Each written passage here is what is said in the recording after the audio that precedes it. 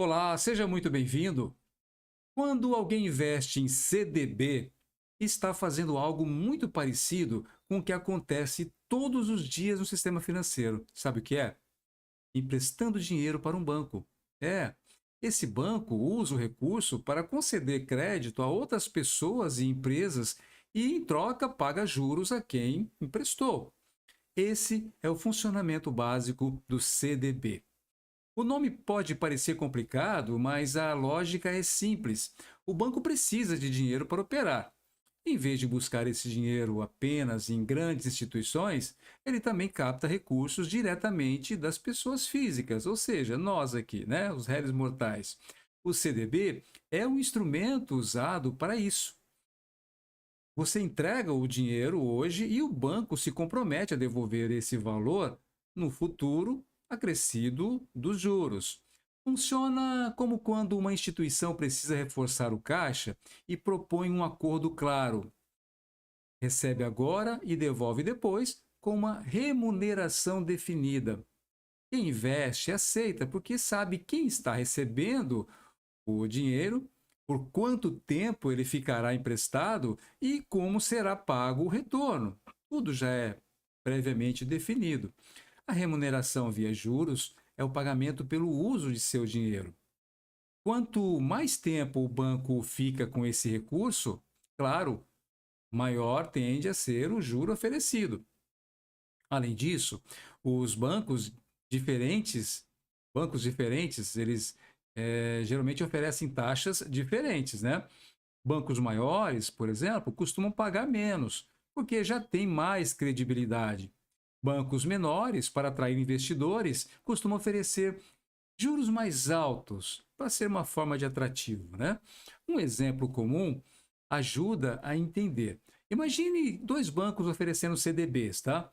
Um banco grande oferece uma taxa menor, mas transmite muita confiança. Um banco menor oferece uma taxa maior para convencer as pessoas a emprestarem dinheiro a ele. O investidor escolhe com base no equilíbrio entre retorno e segurança, exatamente como acontece em qualquer empréstimo.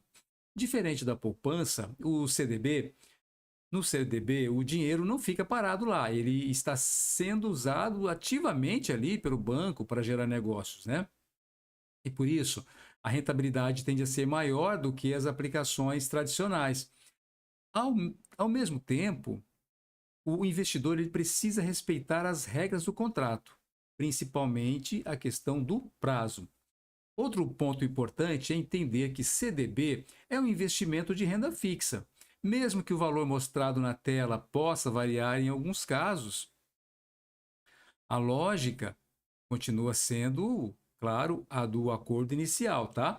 Quem leva o investimento até o prazo combinado ali recebe o que foi prometido conforme as regras do título. Os CDBs são muito usados por quem está começando a investir, porque unem exatamente ali a simplicidade e também a boa rentabilidade, né? Que é ideal ali para quem é iniciante. Eles ajudam a entender conceitos como juros, prazo, liquidez e risco, sem exigir decisões complexas logo no início. Para quem está começando, isso é muito bom.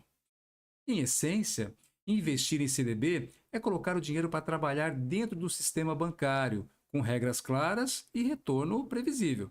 É uma forma prática de sair da estagnação financeira e começar a fazer dinheiro render de maneira consciente. Depois de entender que o CDB ele é um empréstimo ao banco, agora o próximo passo é conhecer os tipos de CDBs existentes, porque é aqui que muita gente se confunde, tá? Embora todos sigam a mesma lógica básica, a forma como os juros são calculados muda bastante e impacta diretamente o resultado do investimento. O primeiro tipo é o CDB pré-fixado. Nesse modelo, o investidor já sabe exatamente quanto vai receber no vencimento. A taxa é definida já no momento, né, da aplicação e não muda. Se o CDB oferece, por exemplo, 12% ao ano, essa será a rentabilidade. Se, independentemente do que aconteça com a economia, O que foi acordado ali é o que vai ser cumprido, tá? Esse tipo, ele agrada quem gosta de previsibilidade e que quer saber exatamente, né, desde o início, quanto o dinheiro vai render. Funciona como um acordo fechado mesmo. O retorno ele é combinado antes e cumprido no final. O que é acordado é cumprido. O segundo tipo é o CDB pós-fixado, geralmente atrelado a um indicador da economia. Nesse caso, o mais comum é o CDI. Aqui a rentabilidade não é fixa, ela acompanha o comportamento desse índice. Se o CDI sobe, o rendimento aumenta. Se o CDI cai, o rendimento, claro, diminui. Esse tipo de CDB ele é muito usado porque acompanha de perto os juros do país e tende a se adaptar melhor a cenários de mudanças econômicas. Para entender melhor, pense em alguém que aceita receber um pagamento variável, ligado ao desempenho de um indicador. Quando o cenário está favorável, ganha mais. Quando o cenário está menos favorável, claro, vai ganhar menos. Em compensação, não fica preso a uma taxa definida no momento e pode se tornar ruim até no futuro.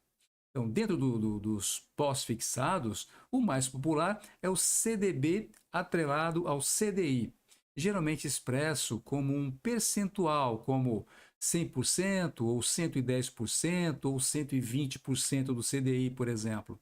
Isso significa que o investidor recebe exatamente esse percentual da taxa praticada no mercado. Quanto maior o percentual do CDI, maior a rentabilidade do CDB, considerando o mesmo prazo e risco. Tá? Há ainda situações em que o CDB ele mistura características, oferecendo uma parte fixa mais uma parte variável.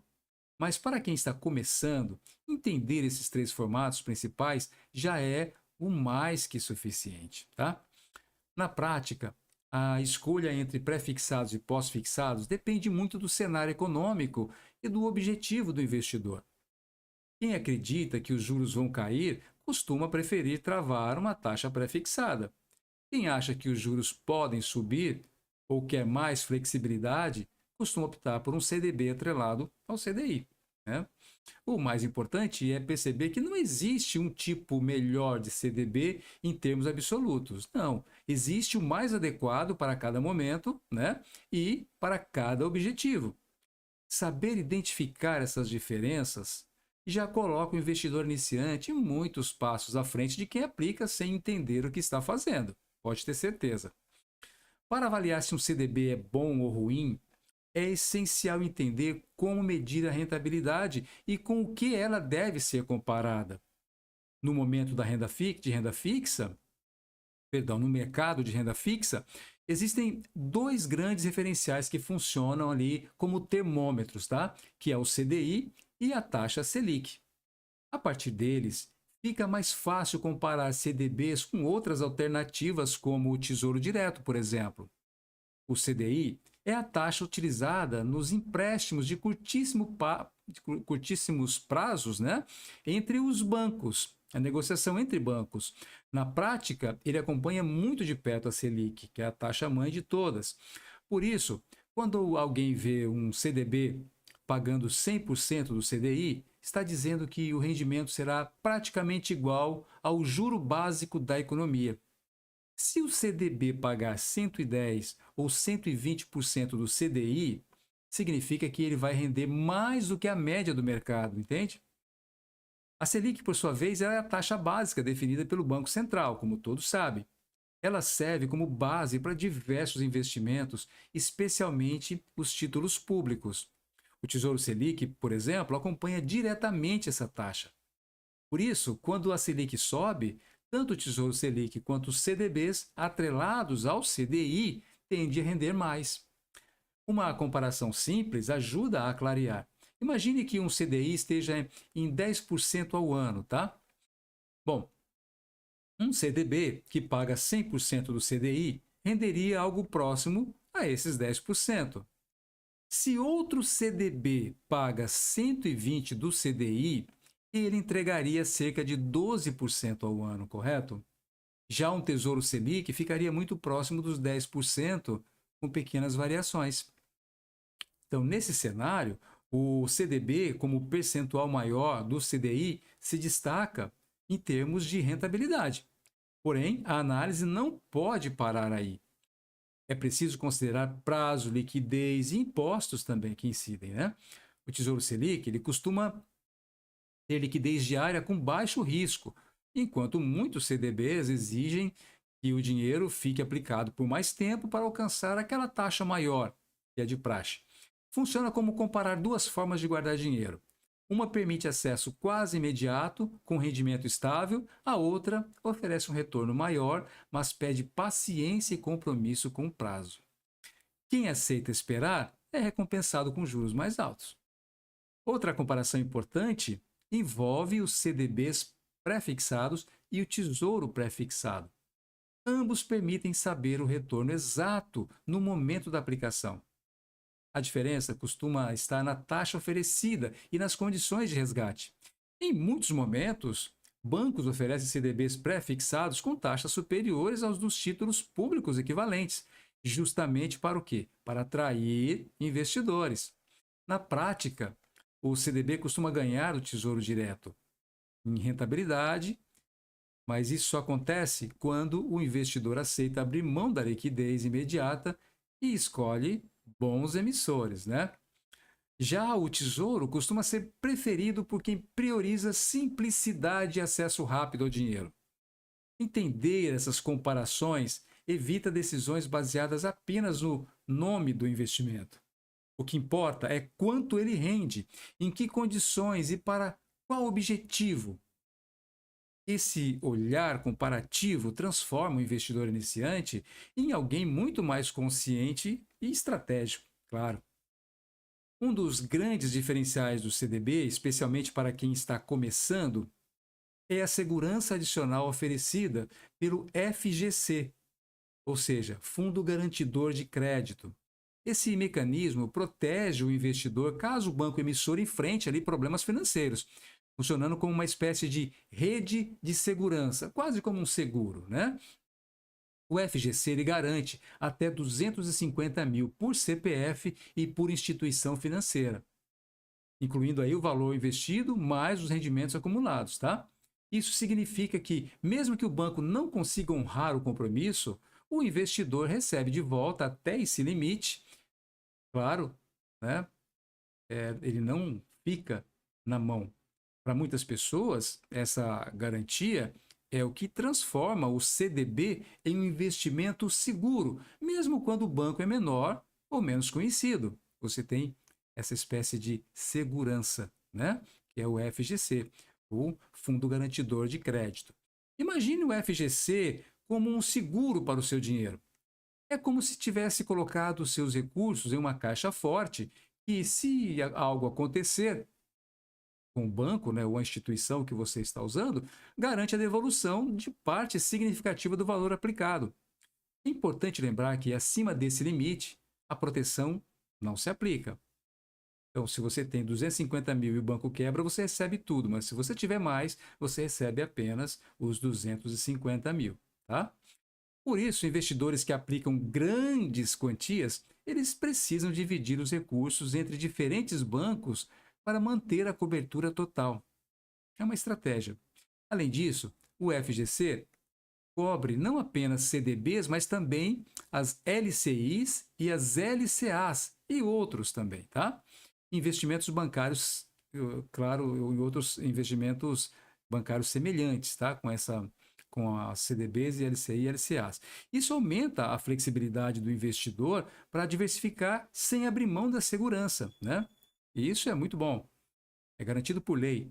Outro ponto a destacar é que essa garantia ela é válida apenas se o banco quebrar ou decretar falência, tá? Ela não protege contra oscilações de preço ou perda de rentabilidade por resgate antecipado. Isso não.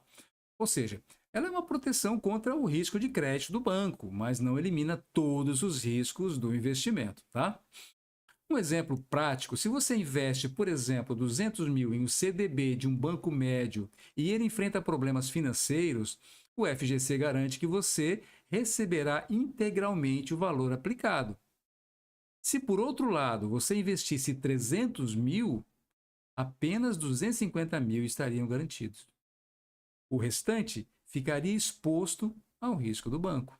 Então, você provavelmente iria perder. Entender essa garantia ajuda o investidor a planejar a alocação do dinheiro de forma mais segura, a dividir os investimentos entre instituições diferentes, né? É possível aplicar valores maiores sem perder a proteção do FGC. Existem outros mecanismos.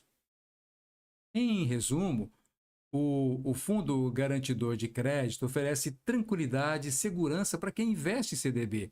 Ele transforma um empréstimo ao banco em uma aplicação mais confiável, né? Permitindo ao iniciante focar no aprendizado sobre juros, prazos e liquidez, sem se preocupar excessivamente com o risco de crédito do banco.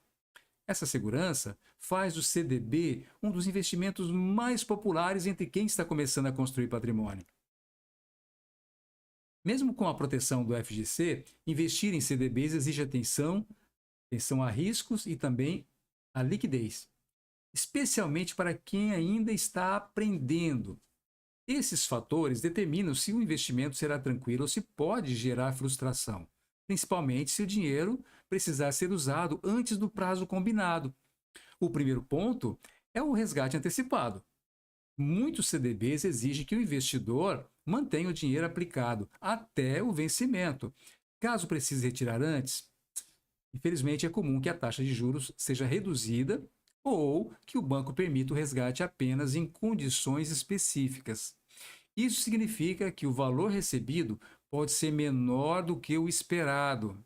Por isso é essencial planejar o uso do dinheiro antes de aplicar em um CDB de longo prazo, tá? Imagine que você emprestou dinheiro a um amigo com a promessa de receber juros em 6 meses, mas precisa do dinheiro em 3 meses. É provável que ele ofereça menos do que combinou, porque o tempo do empréstimo foi menor. No CDB, funciona da mesma forma.